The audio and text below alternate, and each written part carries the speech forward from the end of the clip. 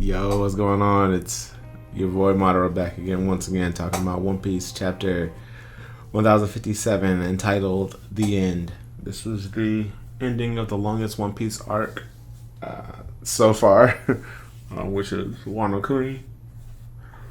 I believe it's over 147 or 48 chapters. I know Act 3 was almost 100 chapters in and of itself, if not 100 chapters in and of itself. I know Act 1 was only like 15 chapters. It was from like 908 to either 923 or 924. And then Act 2 was 924, 925 through 956 or 7.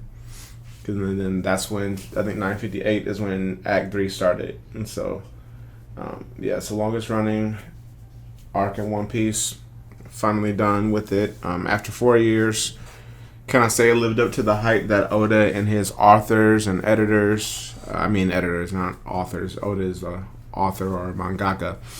But did it live up to the hype that Oda and his editors were bragging about? No, not to me. There are too many loose hanging thread points, too many loose hanging plot lines that never got rectified, aka Zoro visiting Ryuma's grave after he gave up Shusui, which is what he said he wanted to do. You had it to where, as I said, it's just a lot of stuff that we're going to be getting just bylines from.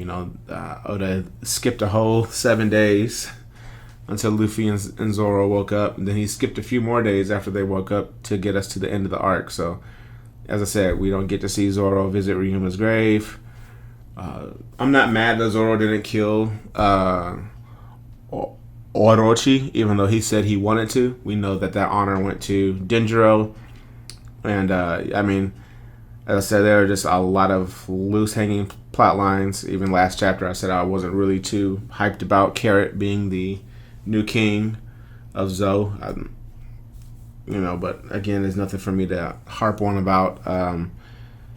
This chapter was interesting in two factors, because it's like Yamato was like, at the end of 1056, she's like, oh, I've made up my mind. It's time to go see the Straw Hat Pirates. It's like, oh, okay. So I guess the trick out was that, I'm going to go see the pirates to say farewell and not to actually join, even though for almost 2 years, that's what she kept saying, that she was going to join the Straw Hats, and then she just doesn't join the Straw Hats. It's like, okay, whatever. It's like someone compared it to Ryan Johnson and what he did in episode 8 when Rey gives Luke Skywalker the lightsaber and he just throws it over the cliff, and it's kind of like that's how Oda just kind of yeeted us out of this arc. Like a lot of the things he set up, like we've bypassed.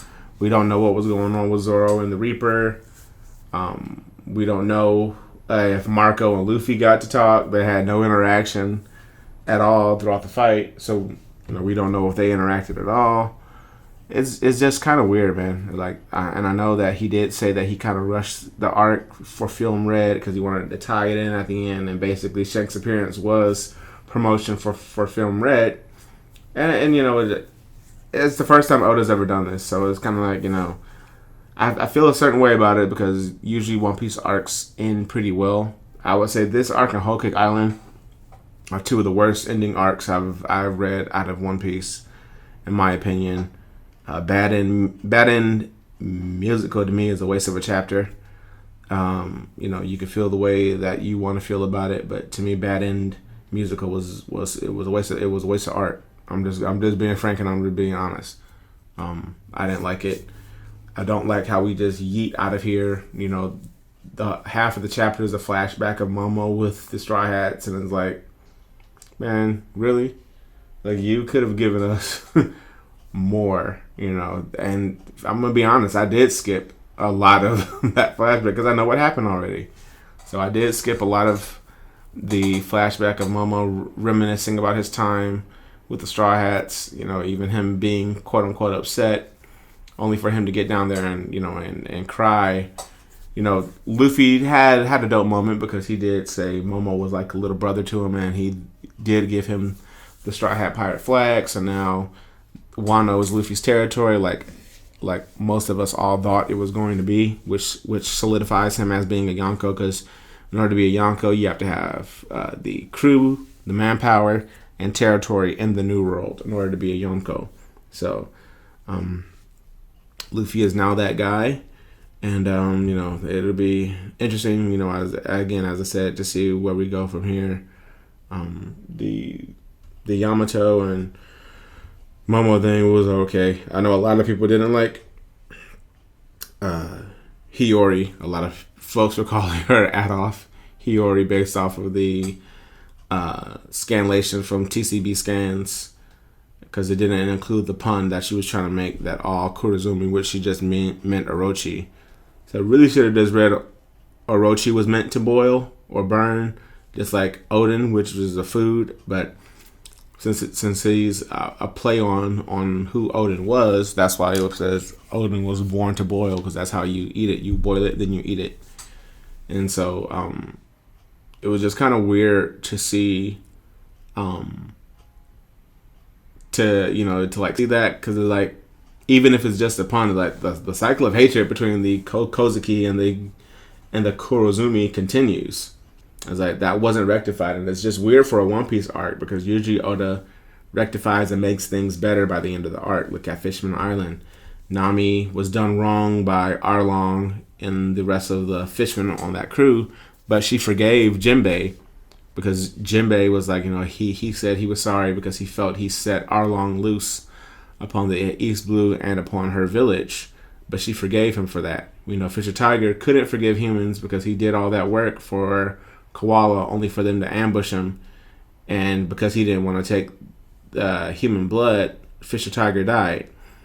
And so, it was like for Oda to end it on there still being hatred towards the Kurozumi and the Kozuki is like, it really doesn't rectify anything, and it just kind of keeps breeding that hatred, which is weird for a One Piece arc to end that way. Other than that, it was a pretty solid chapter, as I said. Aside from the flashback and even some of the it was a poetry, and then it was kind of a word salad. Like it was too much dialogue in my opinion. I know I'm kind of nitpicking, but at this point with Wano, with how long it's been, the payoff, as I said, the payoff usually for One Piece arcs hit, but Whole Cake Island and Wano do not hit for me. I think the most interesting thing about this chapter is the cover story. Seemingly, Caesar Clown joins in to help out Reiju, Ichiji, Niji, and Yonji, and he throws out a poison gas attack. We do seem to see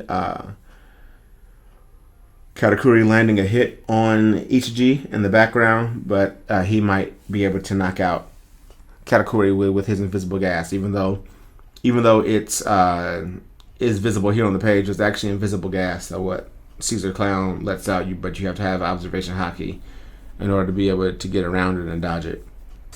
But those are pretty much like the main interesting parts of this chapter. Luffy declaring Wano as his territory. Momo, thinking of where to hang up the flag. I did like the whole point of Kid teasing Law and Luffy about taking the safe way down, and they end up giving into it and jump off the cliff, just like Kid did with his ship. It's just those things are pretty cool. But as I said, this is the longest running arc. Finally coming to an end. As I said, it's a decent chapter, but I don't like the payoff at all. After 4 years, this is our payoff. This seems kind of weak to me, but hopefully next week's chapter is way better than what we got here. I know it's kind of a negative review, and I don't really like doing that the whole way through, but I just have to be honest. For the longest running arc, for it to end this way with so many plot lines and loose threads hanging, it doesn't feel good, and it doesn't bode well for the rest of the series. Because if he's truly trying to end this in 3 years, are we going to get Inaru again? Are we going to go to the moon? Are we going to learn about the Lunarians? Are we going to learn, any of this stuff? The Void Century. Are we going to get a full-on chapters about the Void Century, or is he just going to skim them and give us the bullet points like he did with Kaido's flashback? First I was a little nigga, then I was a medium nigga, then I was a big nigga. Or is he actually going to go in and give us a full-on depth backstory to the Void Century, Joy Boy, all that stuff? So it remains to be seen, but hopefully Oda can get back on track, in my opinion, and end this off well. Other than that, this is Madara signing out.